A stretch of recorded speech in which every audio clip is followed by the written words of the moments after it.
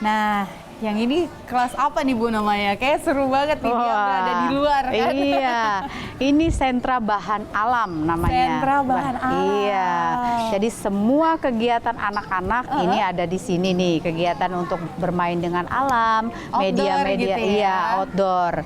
Nah, jadi banyak sekali yang anak-anak bisa. Nah, ini biasanya sentra favorit nih Mbak Ses. Iya, Paling iya, sentra iya. favoritnya anak-anak. Kenapa? Karena main air, main pasir. Wah, pokoknya Seru ya? Iya. Terus keluar dari kelas tuh, wah, iya, sepertinya tuh udah sesuatu hal yang paling menyenangkan lah buat anak-anak kita ini. Nah, ini lagi ngapain nih Bu? Nah, ini ada anak-anak yang sedang belajar memandikan bayi. Itu ya. Iya, sudah. Sudah lagi. Sudah selesai dimandiin. Gimana sih? Kakak pengen tahu dong caranya mandiin bayi itu gimana? Pertama-tama tuh gimana caranya? Gimana tadi pertama? Pertama tadi adiknya dibawa kemana ini? Adiknya dibawa kemana dulu?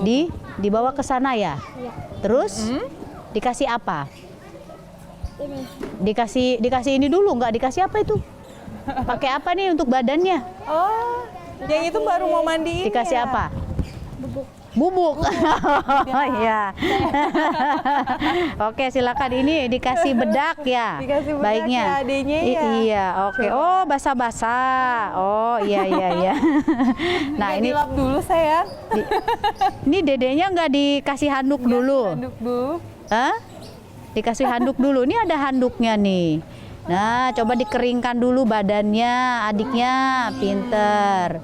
Nah, oke. Setelah itu baru dikasih bedaknya. Nah, Kalau nah ini Bu. Nah, ini kita lagi mandiin nih. wah, ini ada yang sedang memandikan bayi. Namanya siapa sih? Namanya siapa ini? Namanya siapa? Asia. Oh iya, Asia. Asia lagi mandiin bayi ya? Aduh, adiknya tuh. Ya ada. Wah, ditekan-tekan. Oh, caranya begitu ya. Cara mandiin bayi ya. biar Hati-hati bersih ya. Ya, pelan-pelan. Dah, silakan diangkat bayinya. Oke. Ya.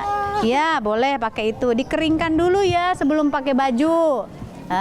Dikasih handuk, pintar. Nah, iya dikasih handuk dulu. Nah, ini juga kita mengenalkan ketika dia kalau ada kakak beradik, bagaimana dia cara menjaga adik-adiknya, merawat adiknya, dia membantu orang tua. Nah, tapi yang menarik di sini Mbak Ses, ini sejak dini anak-anak sudah kita kenalkan tentang seks edukasi, ya. Nah, ini makanya ada boneka-boneka ini yang sudah ada jenis kelaminnya. Jadi diperkenalkan ke anak-anak kalau laki-laki tuh, ya, gak apa-apa supaya harum ya. Nah, ini ada jenis kelamin laki-laki, ini juga ada jenis kelamin perempuan. Nah, ketika anak-anak mau bermain boneka ini, kita menjelaskan bagian-bagian mana yang tidak boleh disentuh oleh orang lain, bagian-bagian mana yang tidak boleh terbuka dan tidak boleh dilihat orang lain. Nah, itu juga nyambungnya dengan Komnas. Nah, kebetulan karena saya di Komnas, jadi edukasi seperti ini tuh penting sekali dari sejak mereka sejak dini. Nah, gitu ya. Oh, mandi ya. Ini dikasih ini dulu nak, diratain ke badannya. Nah, begitu. Jadi harum nanti bayinya. Ya. Setelah itu, kalau ini supaya nggak masuk angin pakai apa? Baju. Pakai baju, pinter. Nanti adiknya dipakaikan baju. Bisa pakai bajunya. Aduh, adiknya jatuh. Ambil dulu adiknya. Hati-hati ya. Oke. Nah, Ibu kalau ngomongin soal tadi pengenalan ini seks sejak dini ya disebutnya. Nah, kalau saya ingat dulu pas saat zaman kita dulu pembelajaran kalau mengucapkan untuk alat kelamin laki-laki dan perempuan itu justru ada sebutan-sebutan yang lain berbeda kan. Betul. Kalau untuk pengajaran sekarang sebaiknya itu seperti apa sih Bu kalau pengenalan alat kelamin sendiri itu? Iya, tadi harus dikenalkan dengan nama yang sesungguhnya. Nama sesungguhnya ya. Jadi jangan sampai nanti anak-anak itu punya persepsi yang lain. Tapi ketika sudah dikenalkan dengan yang bahasa yang sesungguhnya sejak kecil mereka sudah terbiasa. Jadi sudah tidak lagi ada kata porno, kata jorok ketika misalnya kita orang dewasa atau orang tua menyebutkan hal itu. Karena kenapa? Terbukti ketika misalnya saya sedang memberikan materi dengan anak-anak SD, SMP, SMA. Nah, ketika saya bicara misalnya gini, siapa di sini anak perempuan yang sudah menstruasi? Mereka tertawa.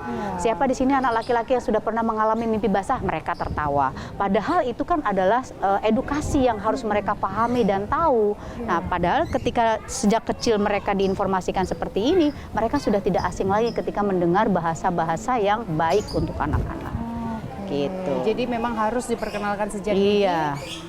sebutan yang sesungguhnya. Iya, betul. Jadi mereka tidak menganggap itu hal yang tabu lagi, Bu. iya, Jadi betul. udah tahu ke depannya untuk antisipasi. Nah, ini kan pengajaran kalau kita bisa katakan untuk anak-anak yang memang mereka normal dan mereka sudah terbiasa untuk kelas umum. Nah, bagaimana untuk pengajaran bagi anak-anak yang spesial, Bu, soal seks itu? Karena kalau kita lihat kasus pun banyak dari anak-anak yang spesial itu tertimpa kasus pelecehan gara-gara mereka tidak tahu caranya dan harus seperti apa membela diri.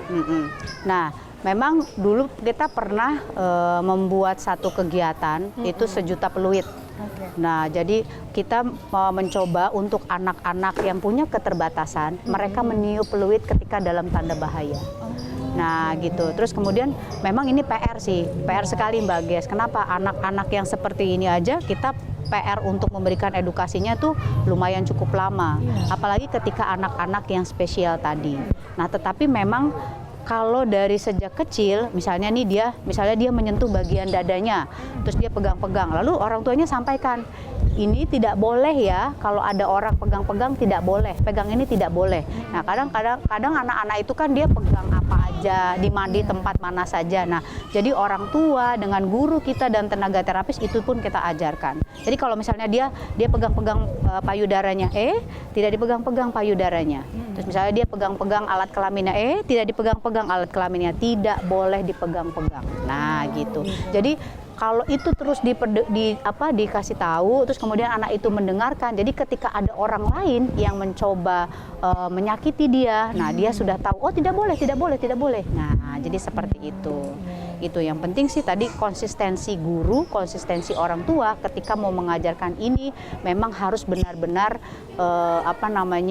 fokus ya ke anak-anak itu. Dan sekaligus juga ini memang harus diimplementasikan Betul. oleh orang tua di rumah juga. Betul, Nggak iya. berhenti di sekolah Iya, ya, jadi Bu, tidak ya? ada lagi istilahnya tabu, nggak ada. Kenapa? Karena anak-anak kita saat ini mereka sudah belajar seks edukasi sejak masih kecil. Terbukti apa? Mereka sudah pegang handphone. Ya kan, di handphone itu sudah banyak tampilan-tampilan yang memang seharusnya tidak dilihat anak-anak sudah melihat. Nah, edukasi sebelum itu harusnya sudah tersampaikan anak-anak dengan baik. Gitu. Bisa lebih bijak lagi ketika Betul. mereka mendapatkan informasi-informasi Iya, yang berseliweran di media iya. sosial yang kita susah ya, Bu, kalau bisa Betul, bilang kan tidak kontrol bisa ya. difilter kan. Iya, Nah, agak susah filternya iya, ya. makanya dikasih edukasi ke anak-anak. Kalau ada misalnya, kalau ada gambar yang mungkin hanya pakaian dalam saja, menurut anak-anak sopan atau tidak, itu bagus atau tidak. Nah, jadi seperti itu. Jadi terus anak-anak itu diajarkan untuk berpikir kritis. Ada bel nih, ada bel apa nih, Nah, ini bel pulang untuk anak kelompok bermain. Jadi anak kelompok bermain hanya sampai jam 11, tapi yang kelompok A dan kelompok B sampai jam setengah 12. Oke, nah masih ada sentra lagi yang mau kita kunjungi? Ada, yuk kita mau ke sana lagi. Kita mau ke sentra bermain peran. Oke. Bermain peran. Iya, yuk.